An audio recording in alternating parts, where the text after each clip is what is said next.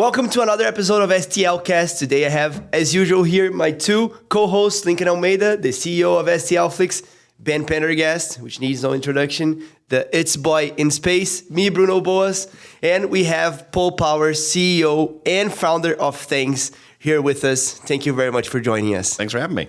Awesome. The first thing that we want to know is because we know a little bit of your story, we know a little bit of the Thangs story, but how Paul Powers got involved into all that, how it all started. Who is Paul Powers? Exactly. I don't know. Just trying to figure that one out. Deep. Got my birth certificate. I got I didn't have a background in 3D when I got into all this. It was my background was actually in law, but I was a serial entrepreneur. I funded my way through law school with that. So I've always wanted to be an entrepreneur, not really a lawyer, but my focus was on intellectual property law. And so what I found was that we would have cases where clients' data was stolen, and they would know that it came from some 3D file somewhere, but they couldn't figure out where and how and who. And I thought that was stupid because you can search for images, you can search for text, but there was nothing for 3D. And so we tried out what was out there in the market. None of it worked. And then we decided, okay, you know what? We're going to create a solution. So we started FISNA, which is the parent company. Mm-hmm. And then we thought, okay, but if we're going to protect intellectual property for designers and creators, we have to, we can't just have a small amount of data. You've got to have everything that's out there. And so you need to create like a Google for 3D. And that's where the idea for Thangs came from. Ah, that's awesome. Amazing. Yeah. Okay. That was a quick explanation of who is Paul Powers. Yeah. and so originally the objective with FISNA was to create the Google 3D, right? And how those things eventually evolved into creating an STL marketplace. But let's go a little bit backwards, because you said you were a lawyer, right? Mm-hmm. And then you saw this problem and things comes out, but there is probably a long story between both parts, right? It's a very long story, yeah. Because we couldn't, creating something like Thangs, we have over 21 million models now, right? And so, hosting all that and having the tools that we have, because what powers Thangs is this, is that geometric search, right? The ability to find how these models are related. And so what sets Thangs apart is that when creators upload to Thangs and they monetize their models, we make sure that it's not going on other sites, like someone stealing it and uploading it somewhere else, or even how do you make sure it's not going to happen? We can't prevent it from happening. What we can do is we can identify it and say, hey, look, we found this model uploaded somewhere else, and then it makes it really easy to take action, right? And can you know who sent the file there? Yeah. Well, I mean, assuming that it's on a profile or something, but we can tell you where it is, and then it's uploaded. Think of it like Google Images, right? If Google Images were able to tell you there's a picture of your dog online somewhere, right? You'd be able to tell just as much information about the 3D models. But you are not a developer, right? You said you were a lawyer. Right. And then you found this problem. Yeah. What happened next? There is this problem. I may create a startup. Even before that, how did you get to this problem? Because being a lawyer, how were you aware that this was actually a problem? Well, I mean, so the clients we would work with were anywhere from individuals to large companies. And so in intellectual property, it's patent lawsuits and stuff, right? And the big problem that people were finding is hey, someone, my competitor is somehow got a hold of my design and they're copycatting it. And they're, and I spent a bunch of money, protecting that intellectual property, developing it.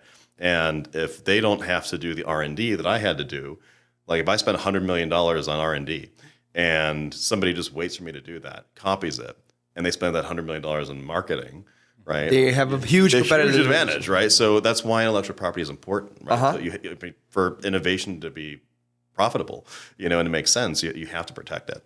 And the problem is there was no way to find where some of this theft was happening. And so that's what gave me the idea. You're right. There's a lot that happened after that, though. Yeah, because my one question would be, this is something that has been recent, right? Because Thangs prior was never, from my understanding, it was a hosting website, which was another really awesome free hosting website. We started immediately starting to crawl the web. It's just that it takes a long time. The idea was there, but obviously it shifted to being able to help people monetize, and that's a really good thing to have, right? Because in the beginning of things when I first found it, it was you couldn't upload images of your models. It was very easy to search for things. That was a really nice thing, is because I could search for something and it would show me, oh, it's over on Thingiverse on this location, right? Which was really awesome. So my question would be, like you had this thought process, but it wasn't part of like the marketing or anything that like for third-party people uploading, right?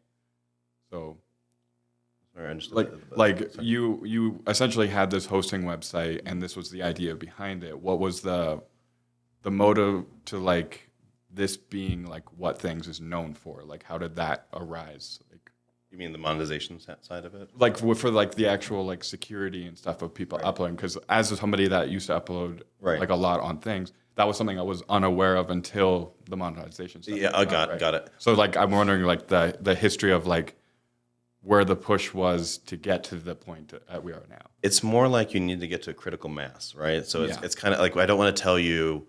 The problem with it is like it's claiming to be able to protect someone's intellectual property is a really big claim. Yeah. Right. That means like I need to find things everywhere. Yeah. So if I'm only indexed 10% or 20% or half of the internet, it's not illegal for me to say that I'm going to try to protect you, but but I don't want to give you the wrong impression, because you're going to be like, what the hell? You say you protect me, but then you didn't. You just show me who is sharing, bro. Yeah, And exactly. I imagine there's a huge issue when you look at private communities like Telegram, for instance, because when we talk about our STLs, where they get leaked the most is on Telegram. Right. Yeah.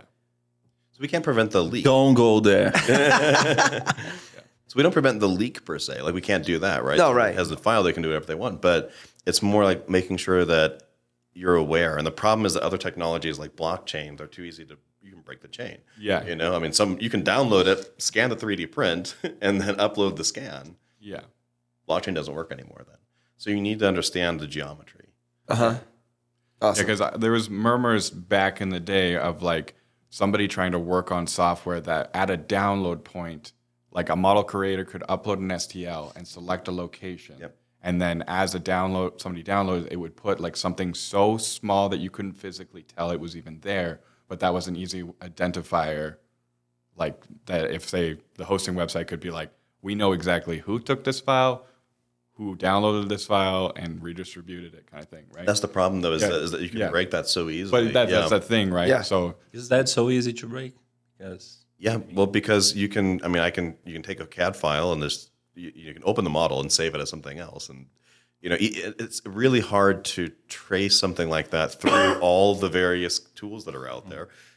I guarantee you that you're going to be able to find some program that allows you to save it as something else that's not traceable. What I was saying is like it physically puts like a model change in a location that the uploader would select on a specific model, right? So where that's useful, It's almost like as if you were hiding a watermark, but hiding it really well. Yeah. but like an identifier that is at a download, like like a specific user, but like obviously to put that much time and effort into something for that niche of an issue. Yeah, the problem also is that you have to then have physical access to that, right? Yeah, So exactly. it's You like, would have to get it. if I know that somebody's stealing something online, why should I have to go find the physical part? Yeah. The damage is already Whereas what long you're done. essentially doing is you're being able to like locate this stuff at any. And this is still like the main goal of Fizna/Thangs as be the sort of tool for you to identify 3D models that were potentially leaked. Well, we use the search for more than that, right? It's not just to protect; it's also to enhance the search experience, right? I mean, being in Brazil, you can appreciate the fact that when you do a search in English, you're not going to find the Brazilian models necessarily; they're in Portuguese, vice versa. So it's geometry and math are universal languages, right? So it helps to overcome some of those hurdles, and so there's a bigger picture there, right? That's not just about protecting the creators. But at the end of the day, I would say that our mission is to make it as easy as possible and as accessible as possible to be able to create as quickly and effectively as you're able to, right? Basically, we innovate at the speed of your imagination and then make sure that it's worth doing that. And part of being worth doing that means not only can you monetize, but you can monetize safely. Yeah, awesome. And for me, it's like a use case is like, it took me a long time before I found things, but when you're somebody like you want to find something to actually 3D print, you would go on Google and then you would search and then you would see all the images of things and then people's videos, Instagram, then you would see all these websites and you would click on every link and you would try to find and you're like, oh, that's not good enough.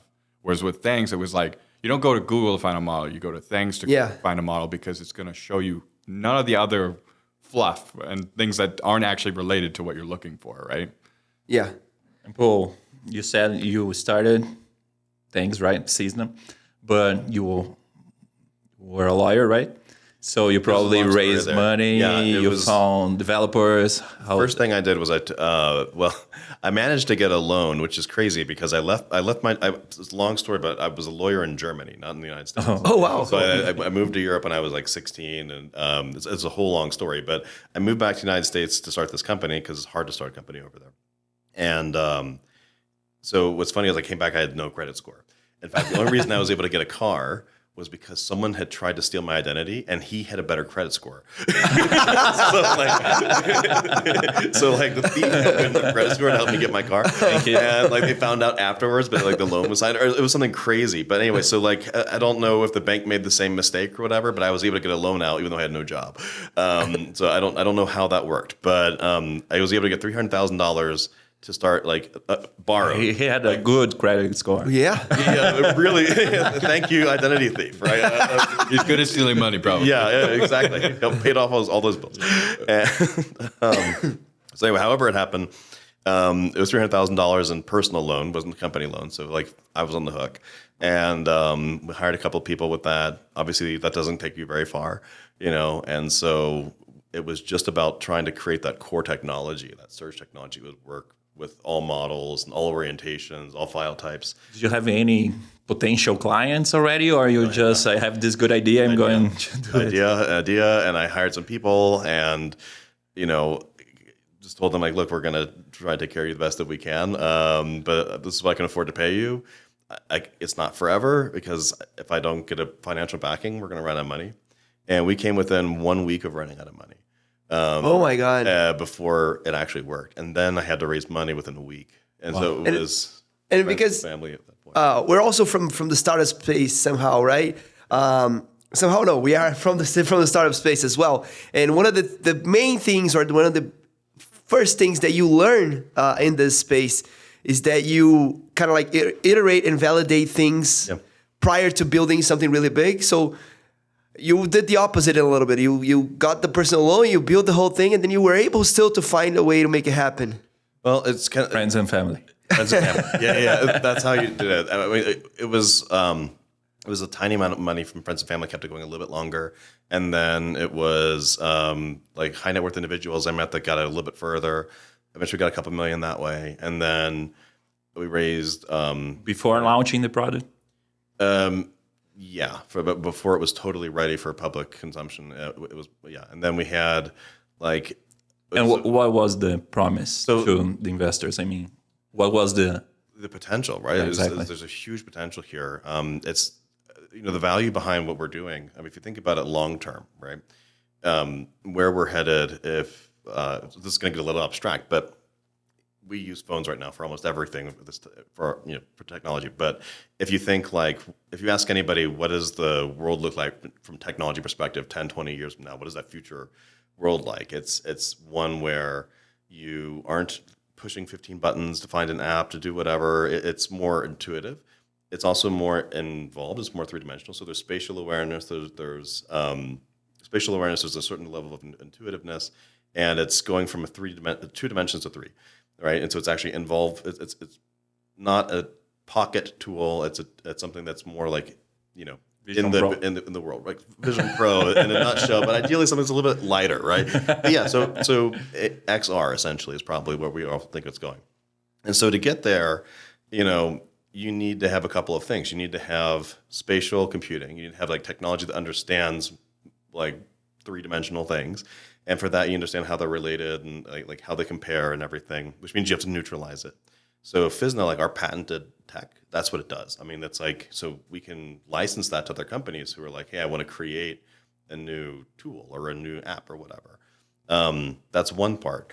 And then what Thangs does, it helps make the content really accessible, right? So if you're like, hey, I want to maybe not just 3D print something, but I want to maybe use that thing in a gaming environment, or I want to use it in a training simulator that I'm creating. Now you have that's basically the big obstacle you have to overcome for that next layer of level of technology. And this explanation was something that made the investors go, okay, so I can see how this actually becomes a lot bigger than the marketplace. It's a bet. Sorry. It's a very far bet It's a for the very far. investor. It's a vision, like very far out in the future. But it's the kind of things that we need because Right, but in the near term, AI was the same at the beginning. exactly right. So AI is necessary for that to happen because you can't have. I mean, Vision Pro is a pain in the neck if you have to do a lot of menu navigating. It needs to understand like, okay, you're opening a refrigerator. You want me to analyze your milk, not go into the milk app and then it's a pain in the neck, right? So. And even when we're talking about autonomous driving, like what are the cars? What's the environment around it? Kind of creates like a 3D world inside the car as well, right? So this is also like a very broad field for 3D identification in a way. Exactly. And what we found is that, so even though the idea, we've always been heading towards this idea of like, we want to empower the creation, people to create this via their imagination and be able to monetize that safely. That's been the North Star. But what we found along the way is that not only is this potentially viable for, technology in the long run, like Vision Pro and things like that, but also it's useful for many use cases that we never thought of. Like we have, so the reason we still call it FISNA and Thangs, it's the same company. There's no difference. The only difference is we haven't changed the name FISNA because we have commercial contracts and they would be confused if we switch over to Thangs. A lot of those contracts, though, they're very aware of the fact that we have Thangs. That's fine, not a problem. But not all of them would understand if we. Not a secret that we are revealing. No, there's no secret. There's no secret at all. We're be much cooler if it was. Yeah, there's no secret to reveal because we're very frank about it. But so we were able to make money off of basically allowing companies to search their own databases. And find out I've got duplicates all over the place, and I've got the opportunity to standardize my parts. Like car manufacturers. Yeah, exactly. And just because that, so you'll have this kind of clients today. Yeah, and that's what FISNA does, and that's why we have the name is different, is because it helps to clarify what we're talking about with customers. We're talking about your own data and your own single tenant environment, but super uber secure. Then okay, cool, that's FISNA. Or are you talking about Thangs, which is able to do a lot of stuff as well, but it's not focused on internal analytics within a company. So it's just a different product. So when the idea of Thangs came along, because when you first started was the identification of 3D models, and then why Thangs? How did that started? Well, it was the idea from the beginning, but we couldn't afford it because you need a lot of money to do something like Thangs. Because there's so much indexing, there's so much data processing that happens. Most of our engineering teams focus on things. We spend a ridiculous amount making that site work, and we couldn't do that until we'd raised a serious amount of money. And so until we had venture capital, it wasn't an option. And the reason we called it Thangs was because one, FISNA is hard to spell.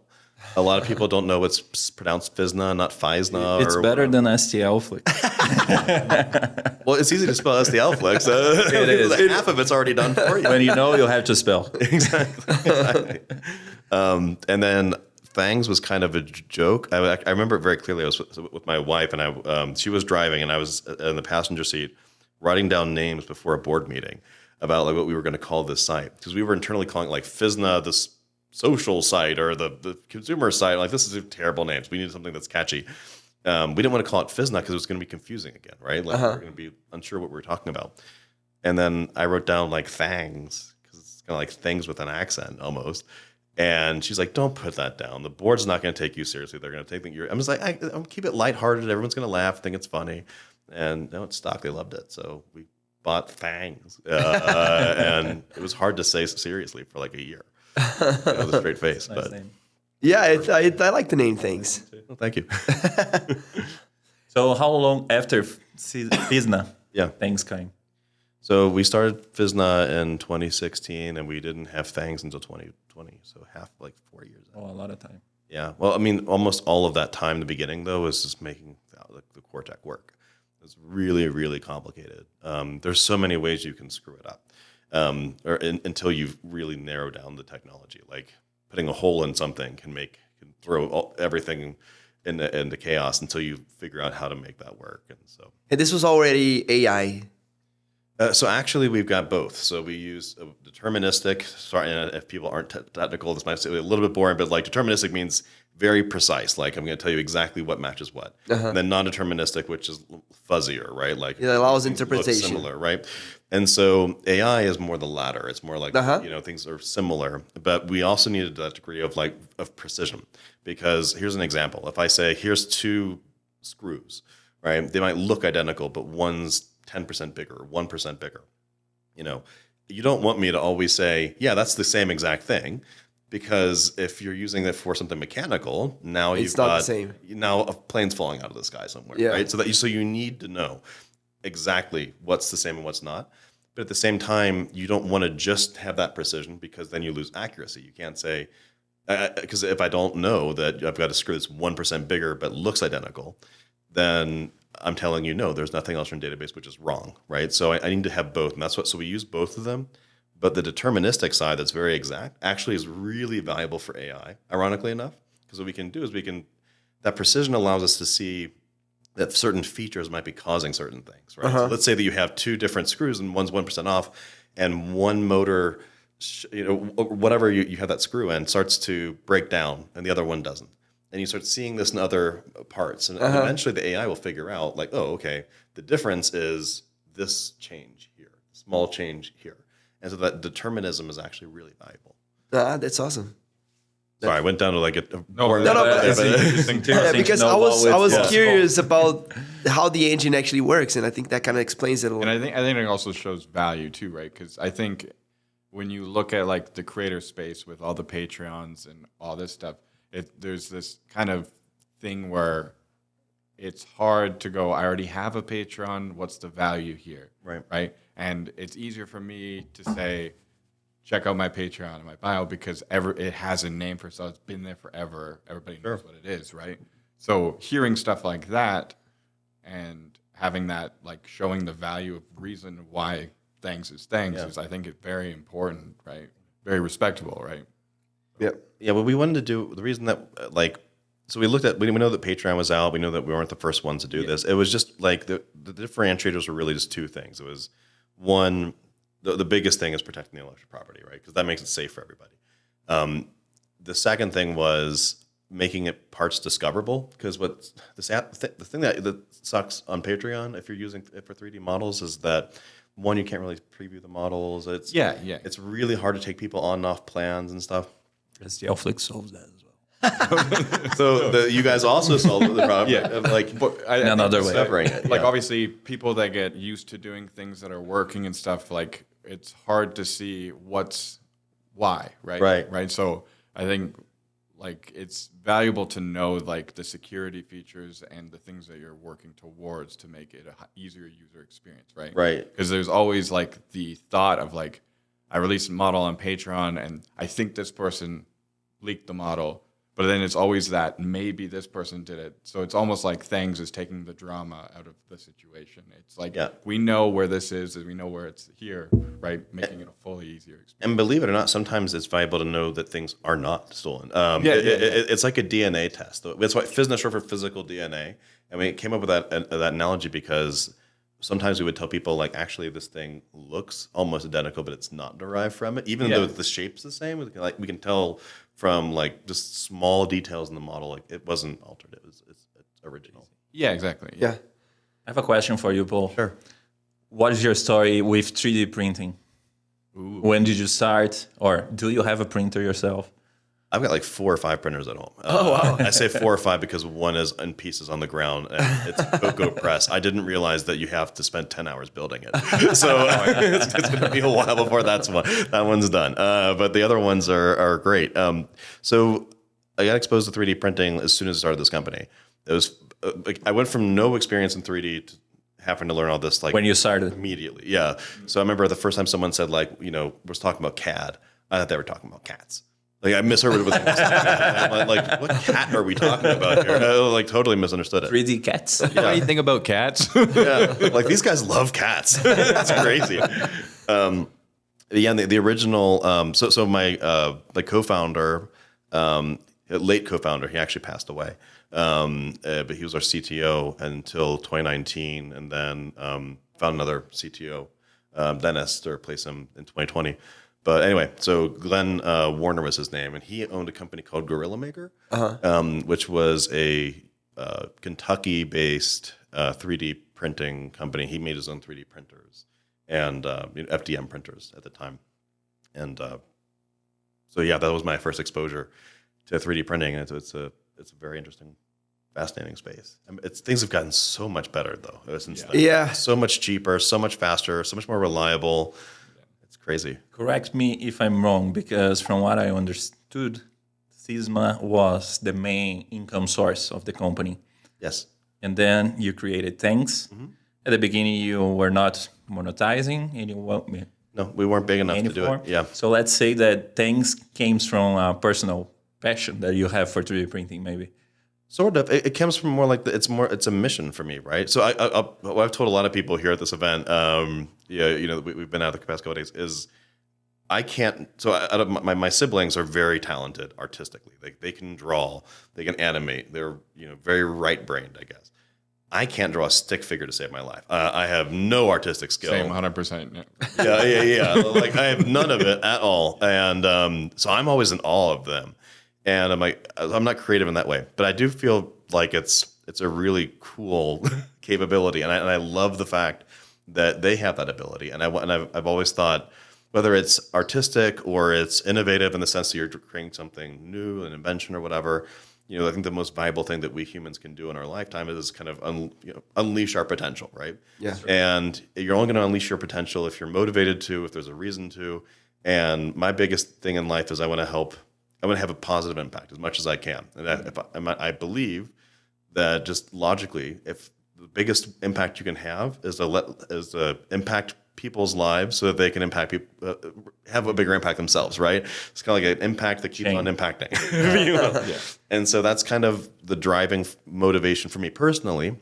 But I also just really do think that there's a lot of value there for the community and even just for us, just being really plain about as a business model, it makes a lot of sense because there's a growing number of creators, and I think that we're going to see that as we get to that next level of technology we were talking about before, right? Whether it's Vision Pro or whatever, once you can design something almost like you're sculpting it with your hands versus having to use CAD, a lot of people are going to be creating 3D models, and so giving people the ability to monetize that, makes that a viable option.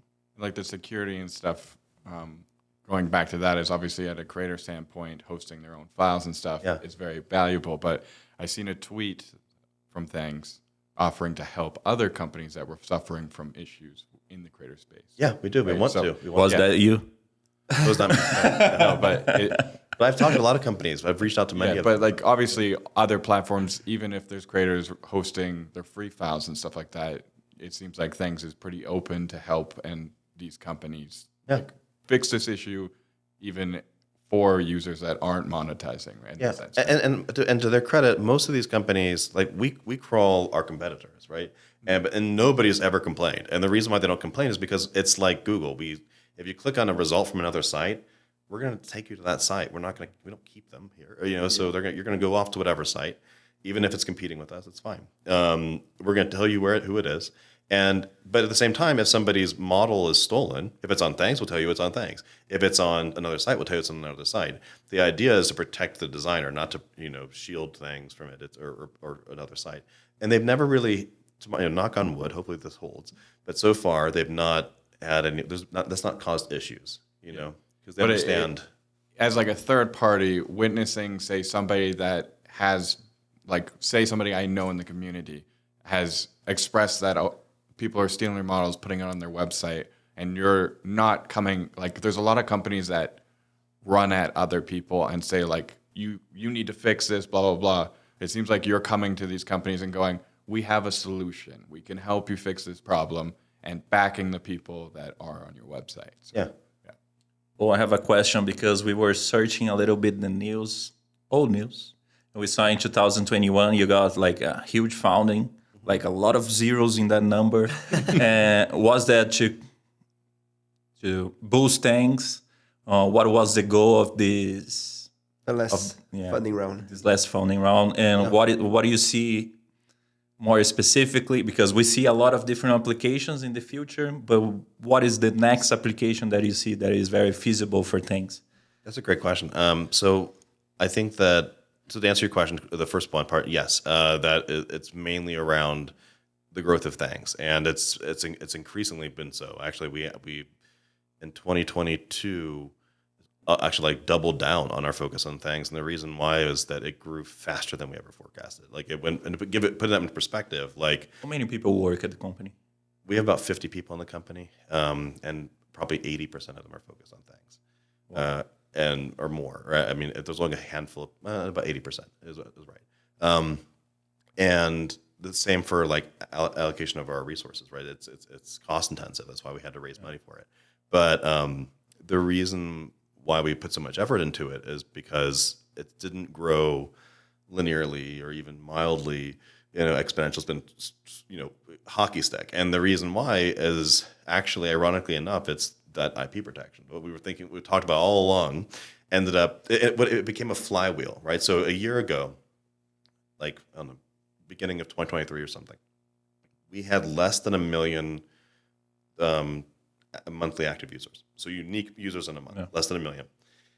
A year later, we're at over 14 million. 14 million? 14 million monthly active. But Thanks. 3D printer users. Yeah. Well, they're users of every sort. They're just users of the site, right? But mainly 3D printer. The majority are. The absolute majority are. Yeah. And so and we look back and we said, okay, well, what happened? It's not like on one day to the next it grew. It was growing a little bit, and then when we released the monetization, but then it was weird because we looked at that and we're like, okay, but we don't have 13 million people buying models. It's not like everybody's there for monetization. So what's causing that? And we found out is it's a center of gravity thing. It's like the more so the IP protection drew the creators because they said, okay, if I can protect my IP, then I'm going to go here versus somewhere else where it's not protected. And then the creators drew their audiences. And then those audiences, because of how Thangs works, you're finding other models from other creators. They stay, and they and interact with other creators. And those creators get a larger audience faster, and they're like, oh, I'm growing my audience here faster than I am elsewhere. So I'm gonna focus more on this platform, right? And then so all of that kind of becomes a flywheel where it just the bigger it gets, the better it gets, the better it gets, the bigger it gets.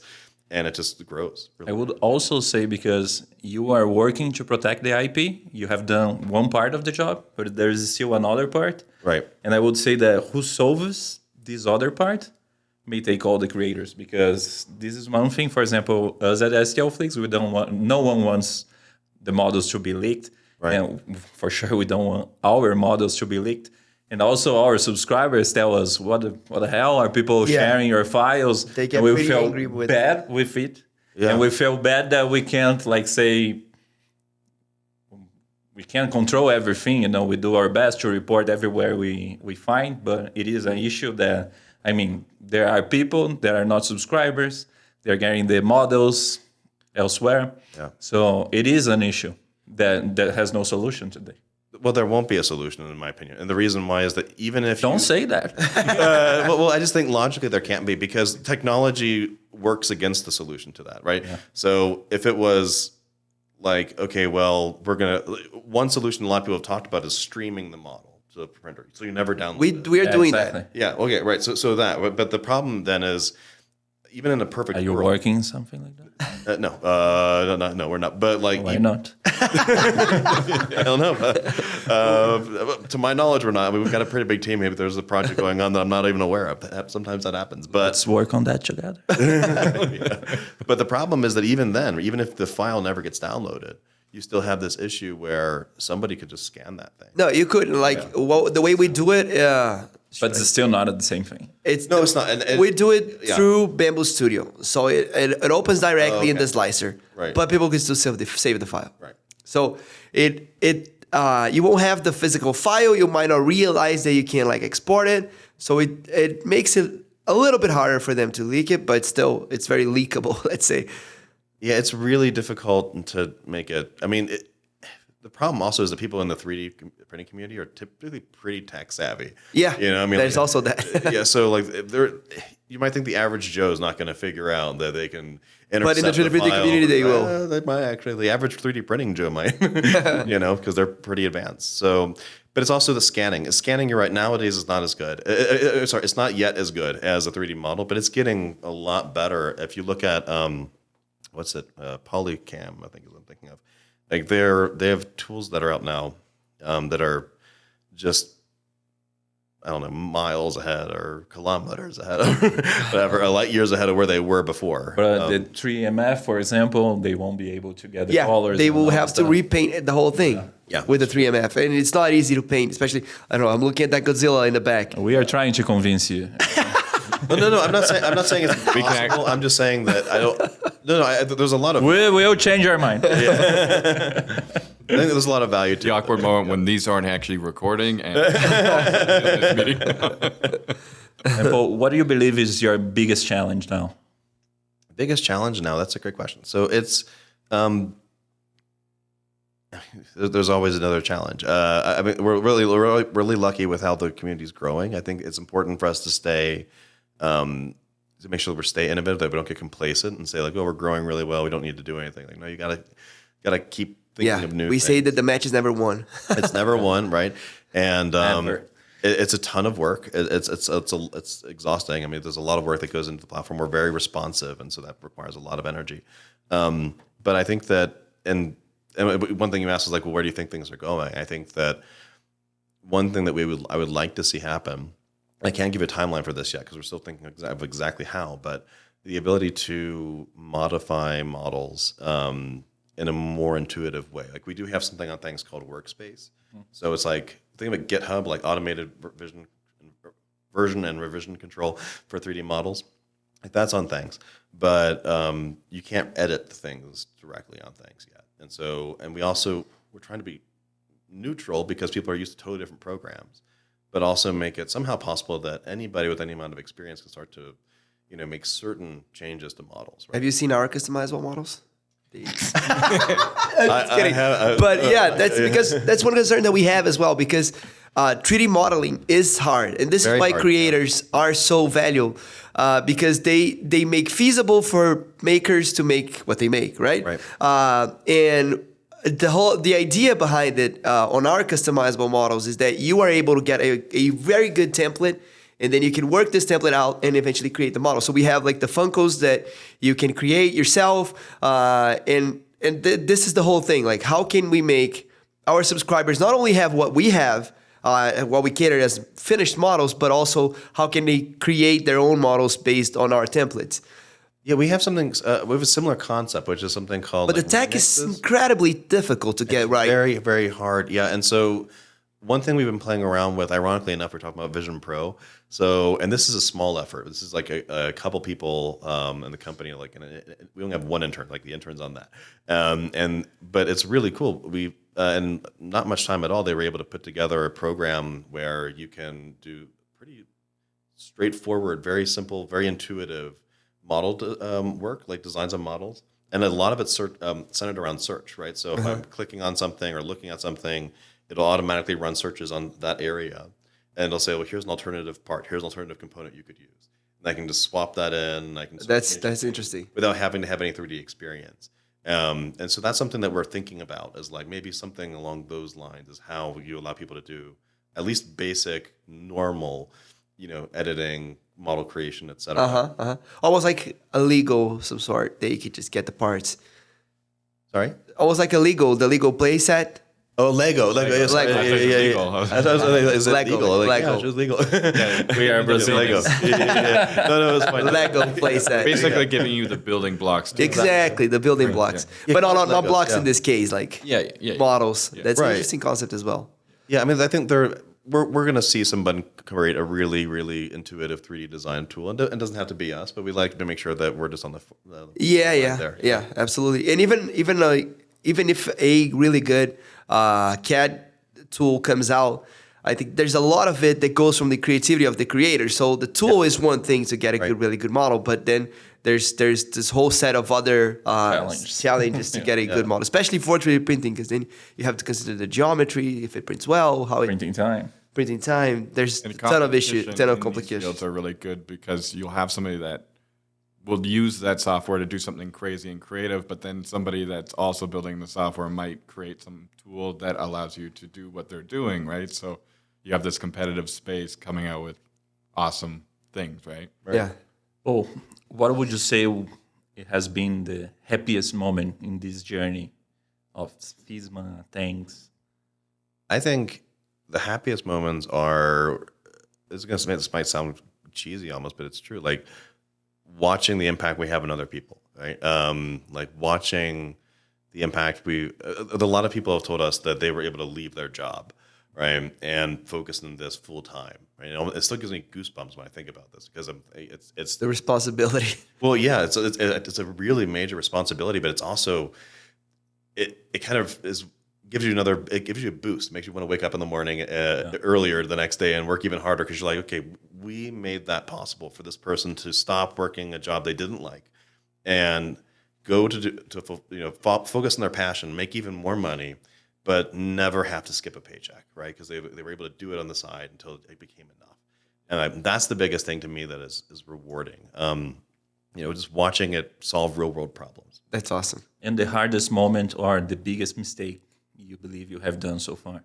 The hardest thing with a company is typically people related. The hardest thing for me is, and luckily, again, this doesn't happen again, but like the hardest thing for me ever is having to let somebody go that I've hired because it's of a mistake that I think is more to do with the hiring side. Like I think if you have to let somebody go, it's a two-sided problem. It's not just because they didn't live up to your expectations. It's that you didn't interview them well enough or train them well or something went wrong, right? Yeah. And so, I mean, I think that's probably common, though. If you ask of business owners, is that letting people go is difficult. It's difficult.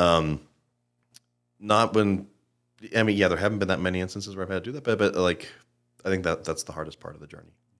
We share that. We shared that pain as well. Yeah, definitely. Letting people go is never that easy. And Lincoln always leaves that to me, so. Bruno, what? Yeah, he's cold hearted.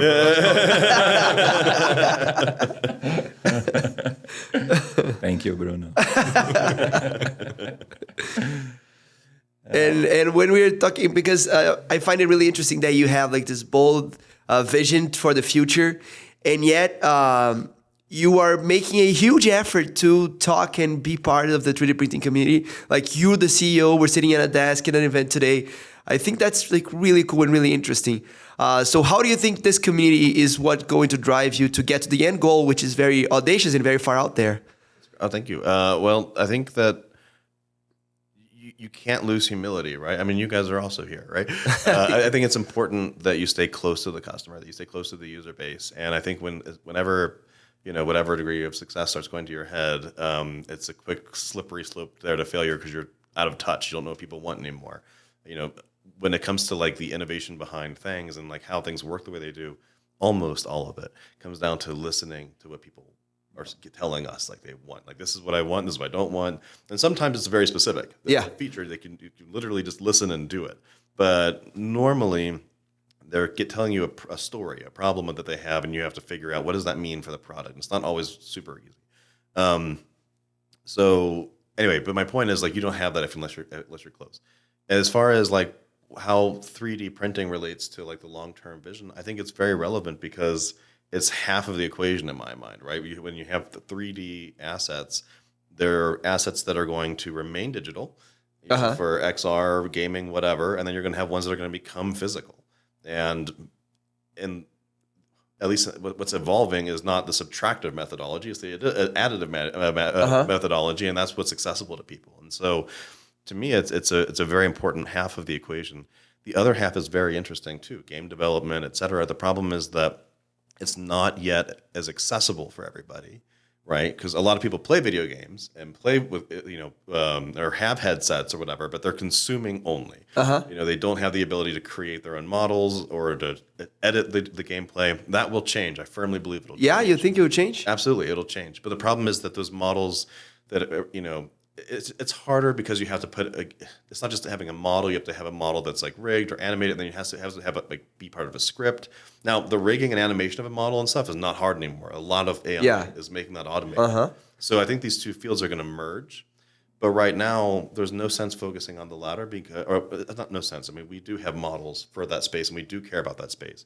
It's just that. But the first one is more productive. The first one is more productive because it's a larger group of people who can use models today for the physical space. And I don't think that it's wasteful in any way because even if you said, well, Paul, what if tomorrow you found out that all the money was in the other half?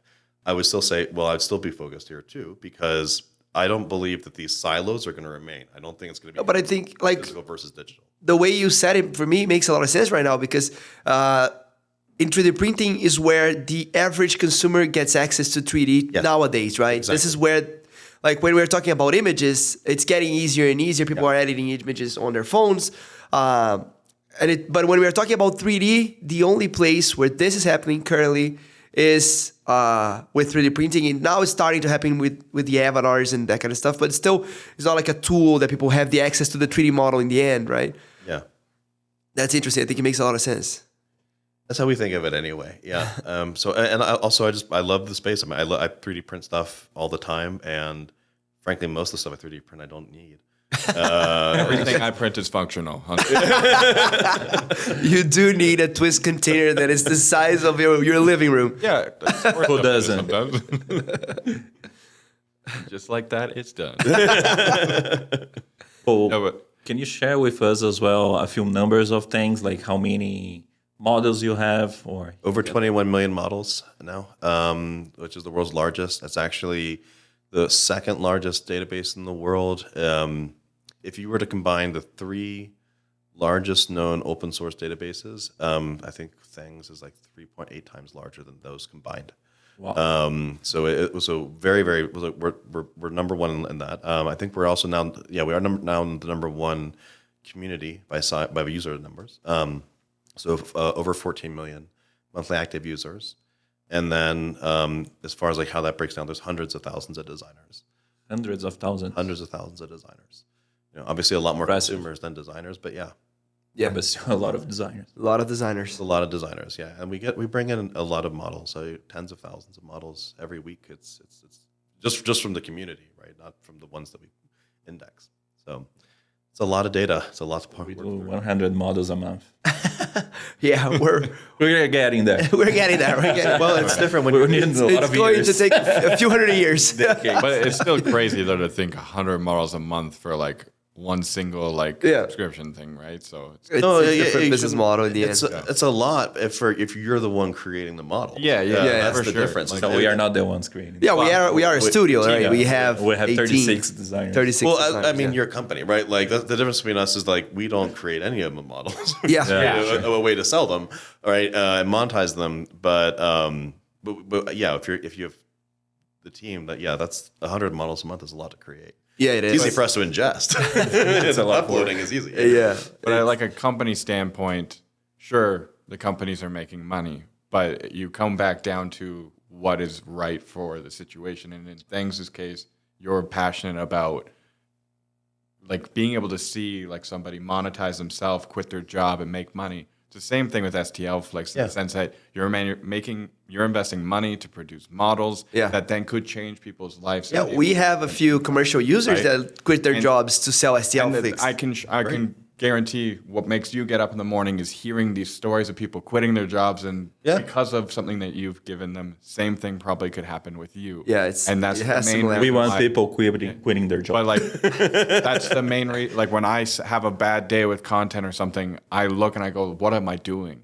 Yeah. But then I think about those people that have come to me like, "Your one video like changed my life," and stuff like that. Like we had Zao 3D in Brazil fly all the way down to meet me. Yeah.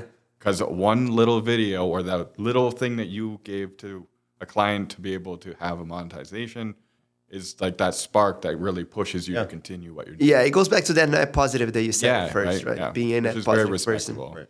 Quit your job. You can. If it makes sense. Okay. It's just a joke. Though. Well, I can tell you this though. I know a lot of people who quit their jobs to focus on their passion. I don't know anyone who's regretted it. Yeah, right. Yeah, one's regretted exactly. We must say that it's not easy. It's not an easy journey. It's not going to be an easy I don't know anyone who's had an easy time with it either. No, it's But not no one after a few years that I know has ever said, "I wish I didn't do that." Yeah.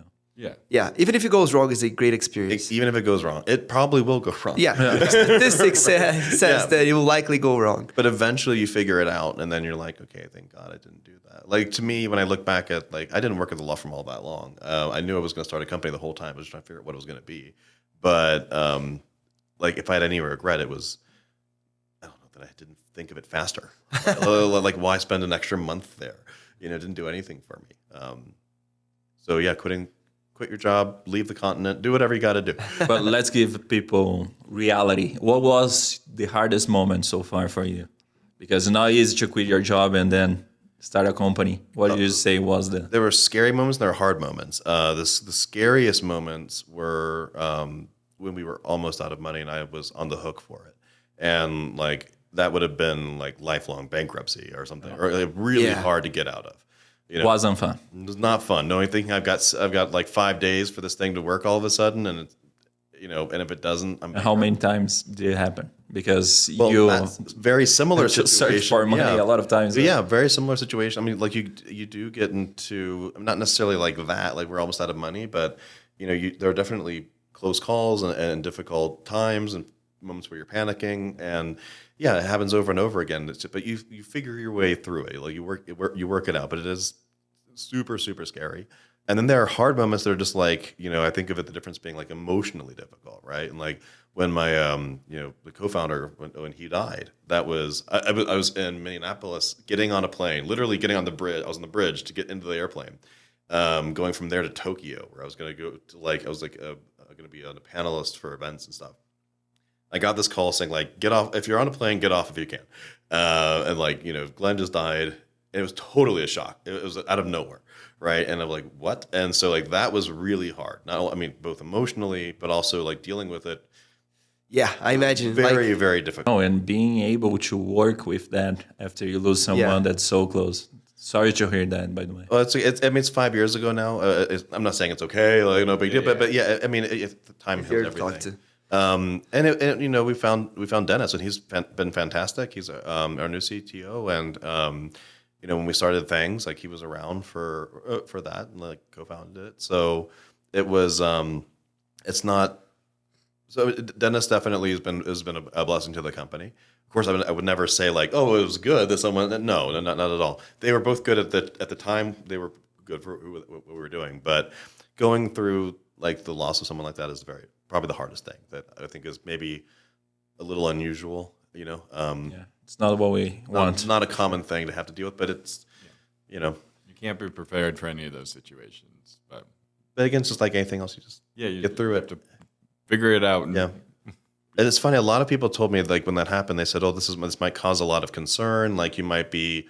They told us brace for attrition. Up to a third of the people thinking "Oh my God, this is the end of the company," because think about stopping.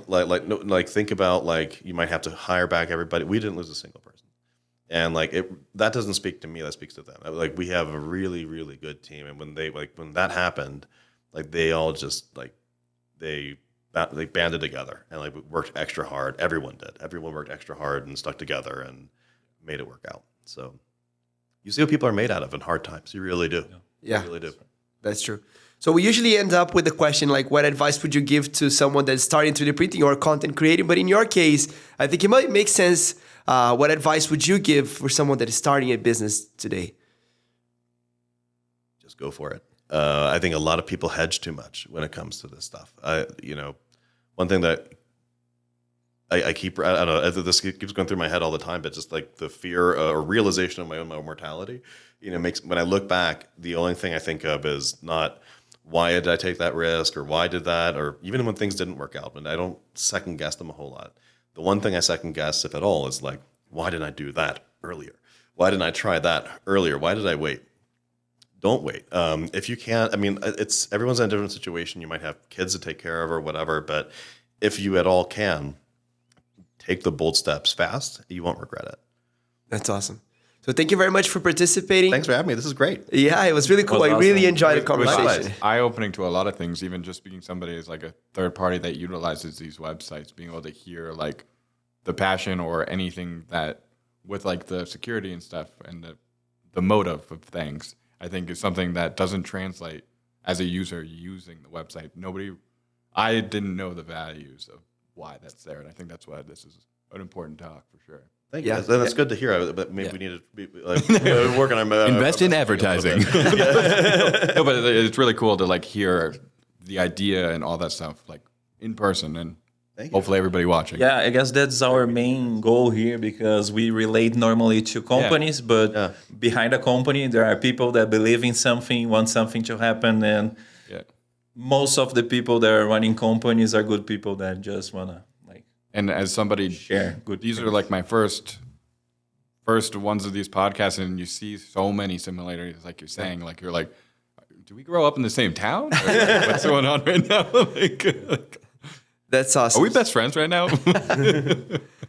So I hope you guys enjoyed this episode. If you did, click in the link below, subscribe, and like this video. And stick with us because our objective with the STLCast is to talk with some of the coolest and most important people in 3D printing. So if you're interested in those talks, click in the link below to subscribe, like the button, and like the video. And I'll see you in the next episode. Do everything you can with this video. Exactly. Everything you need to do, you already know, but probably better than me. More people too. Many more. See you guys.